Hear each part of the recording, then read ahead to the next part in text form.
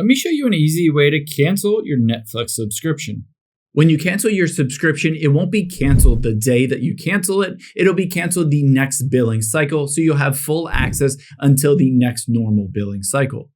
Now, first just open up the Netflix app on your iPhone, Android, or go to netflix.com. From here, you can access it by tapping on My Netflix at the bottom right.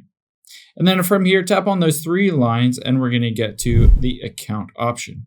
This will pop up with some information about your account, but unfortunately, to be able to cancel your Netflix subscription, you need to get into the web-based version.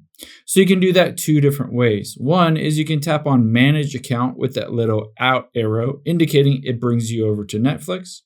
Or you can just open up a web browser and just go directly to netflix.com. After you've done that, keep in mind you want to stay on the web-based version to cancel your subscription. Let's just tap on Sign In here. And then on here, I'm just going to autofill this password real quick. So I will autofill it. And now I'm signed in.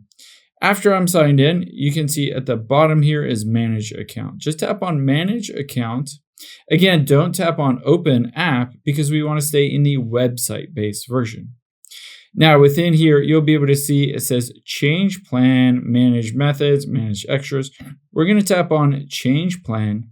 And sometimes it lives in here if you just wanted to downgrade the plan to a free version. But you can see in this case, it's not popping up for me. So you can choose to go standard with ads if you just wanted a cheaper option. But if you wanted to entirely cancel it, we need to go back here. So once we've gone back, you can tap on Manage Membership at the very top. And from here, all you need to do is hit the Cancel Membership at the bottom. Now keep in mind, it will say it will take effect in this case November 8th, which is the next billing cycle in 2025.